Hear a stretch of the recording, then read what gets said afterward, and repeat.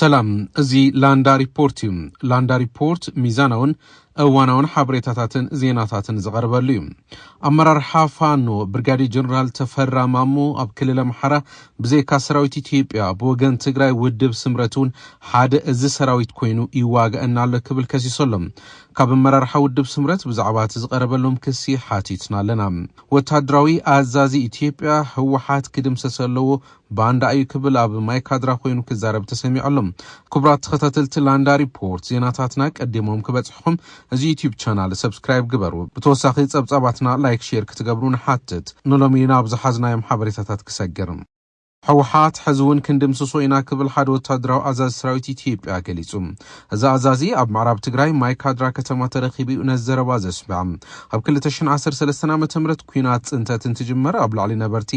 ማይካድራ ዝተኻየደ ጨፍጫፍ ብህወሓት ተፈጺሙ ብምባል ናይ 50 ዓመት ዝኽሪ ኣብ ማይካድራ ተኻይዱ ኣብቲ መድረኽ ዝኽሪ ዝተሳተፈ አዛዚ ክፍለ ሰራዊት 63 ኮር 503 ሰራዊት ምክልኻል ኢትዮጵያ ኮሎኔል ጥላሁን ናማጋ ህወሓት ክንድምስሶ ኢና ክብል ተሰሚዖሎም ኣብዚ ከይድ ድማ ኣብ ምዕራብ ትግራይ ብክልል አምሓራ ሰልጢኖም ዝተዓጥቁ የተከዘ ዘብ ህዝብን ክሕግዞም ጸዊዖሎም ህወሓት ባቀደው ወይም በሰራው ወጥመድ የማይካድራ ህዝብ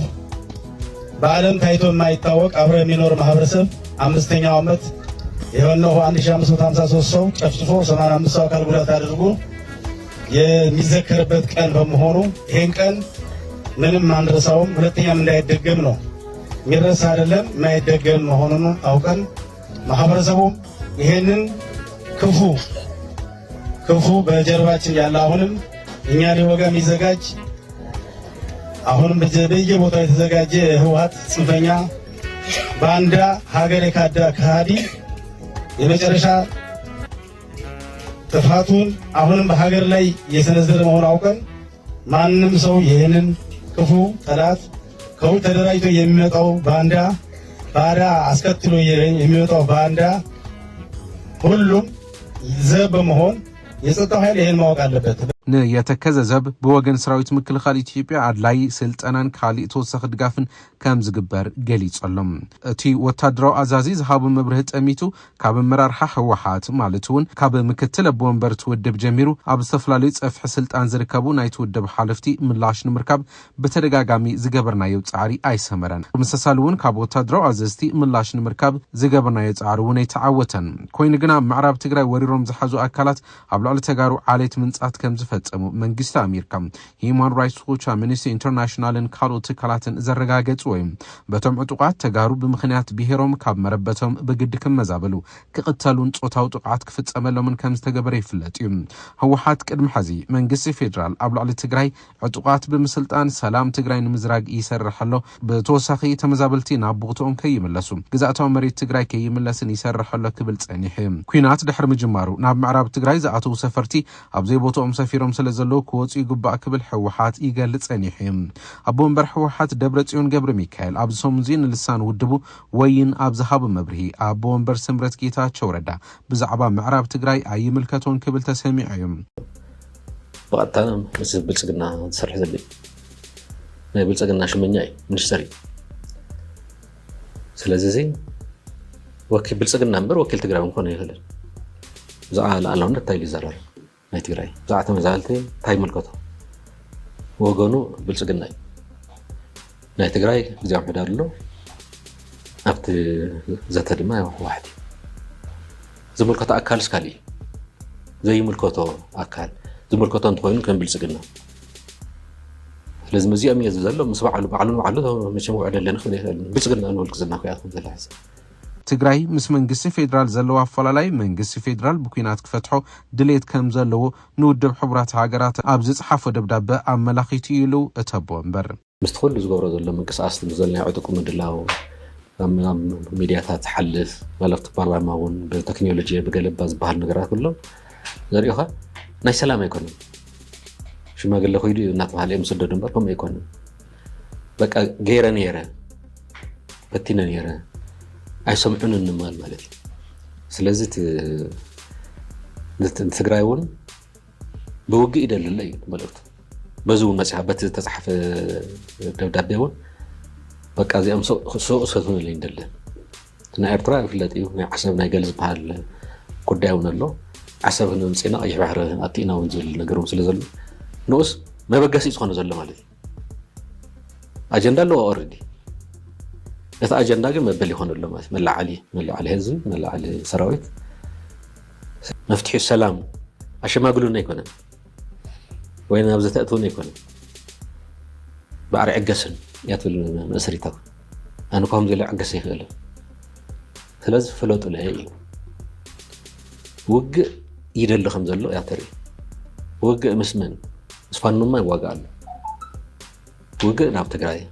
ውግእ ናብ ኤርትራ ሕዚ ይድላእ ዘሎ ከምዚ ሰበብ ምክንያት ይኾነካ በቃ ርአዩ ለይ ፍለጡ ለይ ድልየቱ ውግእ እዩ ካብታ ስምዕ ፕሪቶሪያ ምውፃእ እውን ባዕሉ ውግእ እዩ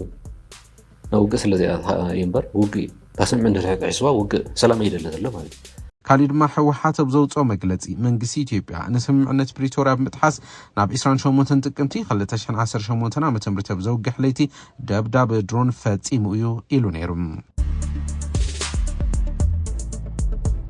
أمرار حافانو برغادي جنرال تفرع مامو أب كللا محارب زيكا سراويت إثيوبيا بوغن تግራይ ወደብ ስምረቱን ሓደ እዚ ሰራዊት ሒዙ ይዋግአና ኣሎ ክብል ከሲሱ ኣብዚ ጉዳይ ጠሚቱ ካብ መራርሓ ወደብ ስምረት ብዛዕባ ዝቀረበሎም ክስ ሓቲስና ኢና ብርጋዴር ጀነራል ተፈራ ማሞ ቀድሚ ሕዚ ኣዛዚ ፍሉይ ሓይሊ ክልል ኣምሓራ ኮይኑ ኣብ ኩናት ጽንተት ተሳቲፊ ድሕሪ ስምምዕነት ፕሪቶሪያ መንግስቲ ኢትዮጵያ ምስ ዕጡቃት ፋኖ ብዕሊ ናብ ጎነጽ ድሕሪ ምእታው ምስቶም ዕጡቃት ወጊኑ አንጻር መንግስት ፌደራል ይዋጋእ ዘሎ እዩ እቲ ጀነራል ናይ ዕጡቃት ፋኖ ሓደ ኮር ኣብ ዝተመስረተሉ መርሃ ግብሪ ተረኺቡ ኣብ ዘስምዖ መደረ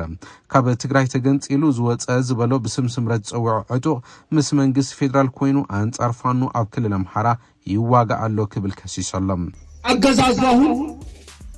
በእንደዚህ አብዛኛው አማራ በሚኖርባቸው 12 አሰልፏል ብልጽግና 11 ዛለው ስምረት የሚባል ከትግራይ አፈንግጦ የመጣ አንድ አብሮ አለ 12 ነው እየተተራመሰ ያለ ይሄን ዝግን እስከሚያቆለው ድረስ እየተመታ መሆኑን ሁሉ ጊዜ ከምሰሩት ምታዩት በየጊዜው ይማረካል በየጊዜው እጅ ሰጣኒ ሁሉ ጊዜ እቅድ ያቀዳል ግን አንድ ቀን መፈጸም አልቻለም አጠፋዋለሁ እያለ ይደነፋን ከድንፋታ አላለፈም ኣብዚ ጉዳይ ንምክትል ፕሬዝዳንት ውድብ ስምረት ሃፍቱ ኪሮስ ብስልኪ ሓቲትናልና ፋኖ ዕጡቃት ላዕለዋይ መራርሓ ዝኾነ ብርጋዴር ጀነራል ተፈራ ማሞ ኣብ ዝሃቦ መግለጺ ስምረት ምስ ብልጽግና ኮይኑ ይወግአና ኣሎ ክብል ክስ ቀሪቦሎሞ ኣብዚ ጉዳይ እዚ ስምረት ተዓጢቅኩም ንሓደ ዕጡቅ ሓይሊ ትዋግኡ ኣለኩም ዲኹም سمعي أنا لا يغني لي برغادير جنرال تفرع تقال السوت دار يوم سمعي يوم الله يا برغادير جنرال وتادر يوم سلذي بوتادراوي حساب لحسبو يመስለኒ በትንሶም ለኖርሉ ጊዜውን እንተሆነ ፖለቲካን ወታደርን ጠበንጃን ብዙ አፈላላይ ስለለይ ኖሮም ስምረት ፖለቲካው ውድብ መኻኑ ብዝግባል ተረዱ አይ መሰለንን ስለዚህ ከምትናቶም በትናቶም ዘመን በትናቶም ጊዜ ለነበረ ጠበንጃን ፖለቲካዊ ሐሳብን በሓደ ለኾድሉ ሁነታ ስለነበረ ከኡተል ዓለ ይመስለኒ ሰው ብዙ ላይ ክፍረዶም ይኸሊ ማለት እዩ ብድምር ግን ዲሞክራሲያዊ ስምረት ትግራይ ናይ ሐሳብ ውድብ እንበር ናይ ጠበንጃ ውድብ አይኮነን ዲሞክራሲያዊ ስምረት ትግራይ ህዝቢ ፖለቲካዊ ተሐሳስቦ ነቂሑ ዴሞክራሲ ገፊዑ ኩሎም ተሐሳስባታት በማዕረከት ተአናገዱ ለኽእል ኹነታት እሞድማ ናይ ህዝቢ ሉዓላዊ ስልጣን ፖለቲካዊ ሉዓላዊ ስልጣን ተጠቂሙ ህዝቢ ዝደልዮ ክመርጽ እንበር ጠበንጃ ለሐዘ ክመርጽ ልንቀሳቀስ ውድብ አይኮነን ህዝቢ በደንብ ክርድኡ ወለዎ ማለት እዩ ስለልኾነ ስምረት ፖለቲካዊ ውድብ እንበር ጠበንጃ ለሐዘ ውዳበ አይኮነን ምስ ካልአይ ስምረት ርእሱ ኺሉ ኣብ ናይ ህዝቢ ትግራይ ብሄራዊ ረብሓ መማረጽ ኮይኑ ለቀረበ ውድብ እንበር ናይ ብልጽግና አካል ኮይኑውን አይኮነን ዝንቀሳቀስ ዘሎ ማለት እዩ ኮይኑ ግን ብሄራዊ ውድብ ስምረት ኣብ ውሽጢ ኢትዮጵያ ኮይኑ ናይ ኢትዮጵያ ሕገ መንግስቲ ኸቢሩ ብፍላይ ድማ ድሕሪ ኣብ ክልልና ተኻየደ ጀኖሳይዳዊ ኩናት ተፈረመ ናይ ፕሪቶሪያ ስምምዕነት እውን ኣኽቢሩ ተደራዳሪው ኣኽቢሩ ብቐጻልነት ከም ሃገር ንባዕሉ ሓሲቡ ኣብ ትግራይ መማረፂ ፖለቲካዊ ውድብ ክኾን መማረፂ ሓሳብ ሒዙ ዝቐረበ ጠንካራ ፖለቲካዊ ውድብ ክኾን ዝተወደበ ውዳበ እዩ ኩሉ ክፈልጦ ዝግብኦ ድማ ስምረት ኣብ ንቡር ኩነታት ኮይንኻ ፖለቲካዊ መማረፂ ኣብ ሓደ ሃገር ወይ ኣብ ሓደ ክልል ክህሉ ተባሂሉ ጥራሕ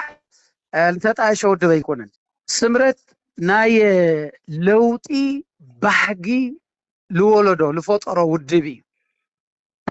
ኣብ ተራ ግዜ ኮይንኻ ፖለቲካዊ ሓሳብ ሒዘ ቀሪበ መማረፂ ክኾን እየ ኣብዚ ከባቢ እዚ ኢልካ ፖለቲካዊ ውዳበ ተጣይሽ ትኽእል ኢኻ ወይ ትምስርት ትኽእል ኢኻ ስምረት ግን እሱ ጥራሕ ኣይኮነን ጠንካራ ፖለቲካዊ መማረፂ ኣብ ትግራይ እሞ ድማ ናይ ለውጢ ማዕበል ዝፈጠሮ ገና ከይተፈጠረ እናሃለወ ኣባልን ደጋፍን ዘለዎ ውድብ እዩ ስምረት ስለዚ ጠበንጃ መሓዘ የድልዮን ገና ከይተፈጠረ እናሃለወ ደጋፊ ተኸታሊ ሓይሊ ዘለዎ ውድብ ጠበንጃ እንታይ ኣምፅኦ ጠበንጃ ምምፃእ ጥራሕ ዓወት ከም ዘይኮን ድማ ካብ ፋኖ ልላዕሊ ክመሃር ልግባእ ሓይሊ ኣሎ እብልና ኣይንሓስብ ፋኖ ያው ፋኖ እየ ኢሉ ዕጥቂ ሒዙ በረኻ ካብ ዝወፅእ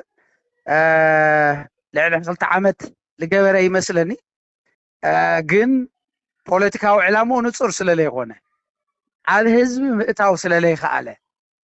ናይ ህዝቢ ውዳበታት ተጠናኺሩ ክኸድ ስለዘይከኣለ መወዳእትኡ ክፈልጥ ስለዘይከኣለ ሕዚ ምንታይ ብርኪ በፂሕ እኒሆ ንፈልጦ ኢና ማለት እዩ ስለዚ ንሕና ጠበንጃ ክንሕዝ ኣይንግደድን ኣብዚ ከምዚ ዓይነት ኩነታት ስምረት ጠበንጃ ክሕዝ ኣይግደድን ናይ ዝኾነ ይኹን ፖለቲካዊ ሓይሊ ለጠፍ እውን ኣይኮነን ርእሱ ክኢሉ ኣብ ረብሓ ተጋሩ ብሄራዊ ኣብ ረብሓ ብሄርና ማእኸል ገይሩ ልቃለስ ፖለቲካዊ ውድብ እዩ ዝብል ሓሳብ ኢለለኒ ብርጋዴር ጀነራል ተፈራ ዘልዓልዎ ስምረት ኢሎም ንዓኹም ይወቅሱ ዘለው ንሓይልታት ሰላም ትግራይ ኢሎም ንባዕሎም ዝፅውዑ ብተወሳኺ ድማ ሰብ ሓራ መሬት እናበለ ዝፅውዖምስ ንሳቶም ውግንነኦም ምስ ስምረት እዩ ካብ ዝብል ዝብገስ እዩ ሰብ ተረዲእዎ ዘሎ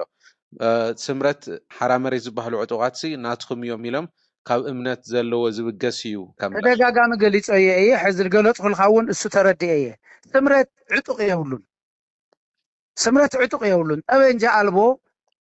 ናይ ሓሳብ ውድብ እዩ ስምረት ስለዝኾነ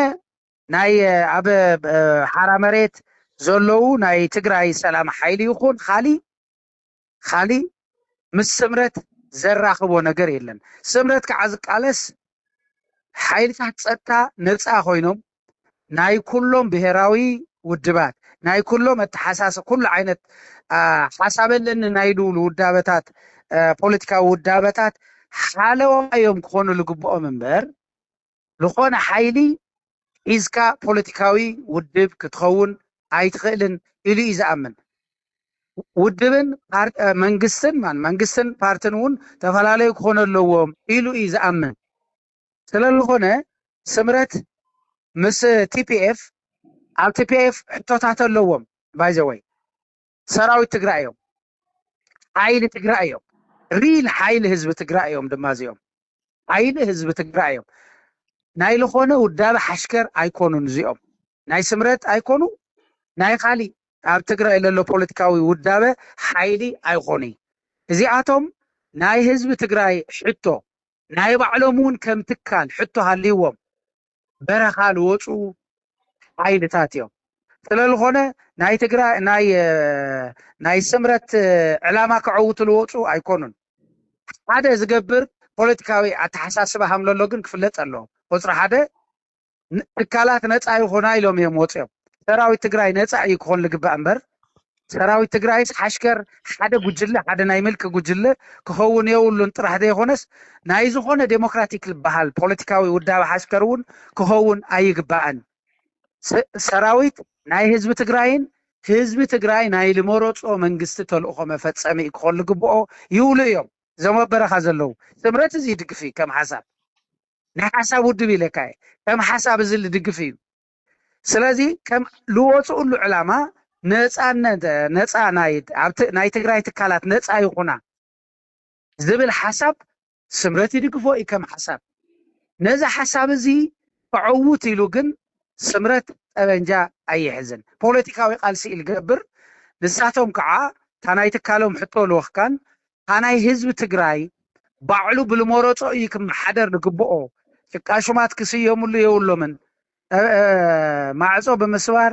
ማህተማት ብምምንጣል ለቢልካ ልመፅእ ልምስረት መንግስታዊ መሓውር ቅቡል ኣይኮነን ምእንተዚ ኢለ ድማ ኣይተጋደልኩን ዝተሰውኡ ብፆተይ እውን ምእንተዚ ኢሎም ኣይተሰውኡን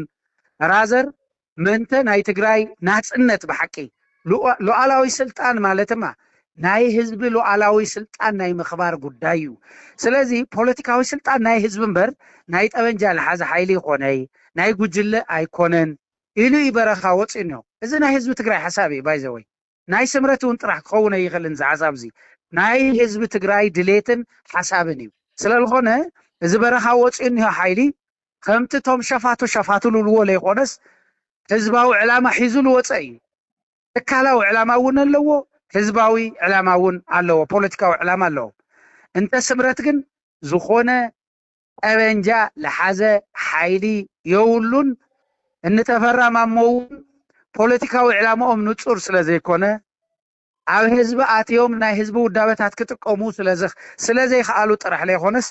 ኣንጻር ህዝቢ ምንቅስቃስ ይገብሩ ስለዘለዉ ናይ መወዳእታኦም ድማ ምስቲ ሓንቲ ዓርቢ ቃርያቶን ዘይሕጋውን መላኽን ጉጅለ ድማ ዓርክነት ፈጢሮም አንጻር ህዝብ ልንቀሳቀሱ ዘለዉ አንጻር ህዝብ አምሓራ ጥራሕ አይኮነን እዚ አንጻር ህዝብ ትግራይ እውን ልንቀሳቀሱ ዘለዉ ሳቶም እሞ በዚ ደረጃ ዝተትርዱና ይጽቡቅ ማለት እዩ ጽቡቅ ክብሪ ሃበለ ሃፍቱ አንለይ በመንግስት ኢትዮጵያ ትግራይ ንምርዓድ ይግበር ዘሎ ምንቅስቃስ ደው ክብል ይግባእ ክብል ሳልሳይ ወያነ ትግራይ ጸዊዖም ተወሰኸብ ትግራይ ዘሎ ደበናው ኩናት ንምትራፍ ኩሉ ክረባረብ ይግባእ ኢሎም እቲ ውድብ ዘውፅኦ መግለጺ ደበናው ኩናት ክዘንብ ነጎድጓድ ኣብ ዘስምዐሉ ዘሎ ጽልግልግታ ንርከብ ብምባል ንኩናት ምኽንያታውነት ዝገብር ወፍር ነፍሕን መጥፍእ ዓድን ብሄርን ከም ዝኾነ ርዱ እዩ ኣብ ሰላማዊ ቃልሲ ዕውታት ከም ዘይኾኑ ዝፈልጡ ሓይልታት ጥፋት ዝሓዝዎ መገዲ ቁማር ኩናት ህዝቢ ዘጥፍእ ካብ ምዃን ዓዲ ዘይውዕል ስለዝኾነ እዚ ኩናት ንምትራፍ ኩሉ ክረባረብ ይግባእ ክብል እቲ ውድብ ኣብ መግለጺ የፍሊጥ እዩ ብሲቪላውን ወታደራውን መሪሕነት ኢትዮጵያ ብስም ዓሰብ ይግበር ዘሎ ነፍሒ ሓደ መርኣያ እዩ ብምባል ኣብ ልዕሊ ትግራይ ዝግበር ዘሎ ራዕዲ ናይ ምፍጣር ስራሕቲ ብቅልጡፍ ደው ክብል ይግባእ ኢሉ ሳልሳይ ወያነ ትግራይ ኣትያቶ ካብ ዘላ ሓደጋ ንምውፃእ ጥንኩር ብሄራዊ መንግስቲ ሓድነት ምስራት ብሕታዊ መዋጾን ግድንን እኳ እንተኾነ ምእንተ ጉጅላዊ ረብሕኡ ንትግራይ ኣብ ዝበታትን ጉዕዞ ቁልቁለት ዝርከብ ጉጅለ ሕወሓት እዚ ክኸውን ኣይፈቐድን ክብል ከሲስ እዩ ትግራይ ኩናት ኣይትደልን ዛዕባ ግዛእታዊ ሓድነትን ዝተፈናቀሉ ወገናትን ብሰላማዊ መገዲ ውሕስ ክኾኑ ጠለብን ጸቕጥን ኣብ ምፍጣር ብዙሕ ክስራሕ ኣብ ዝግብኦ ሰዓት ካሊእ ዙር ኩናት ንትግራይ መሊኡ ዘጥፍእ ካብ ምዃን ሓሊፉ መፍትሒ ከምጽእ ኣይኽእልን ኢሉ ትውድብ ብወገን ትግራይ ጥራሕ ዝግበር ንኩናት ዝኹንን ጻዕሪ ንበይኑ ውጽኢት ከምጽእ ከም ዘይኽእል ብምርዳእ መላእ ፖለቲካዊ ማሕበረሰብ እዚ ዓዲ ነዚ ህዝብታት ብሓያሎ ዝበልዕ ኩናት ኣብ ምትራፍ ግድኦም ክዋጹ ሳልሳይ ወያነ ትግራይ ጸዊዖሎም كبرات تخطاتلت لاندا ريبورت نلوم زحزناهم ጸብጻባት ኣብዚ ዛዚምና ለና ስለዝተኸታተልኩምና ነመስግን ጸብጻባትና ላይክ ሼር ዩቲዩብ ቻናልና ድማ ሰብስክራይብ ምግባር ስድራ ላንዳ ሪፖርት ክትኮን ሓትት ሰላም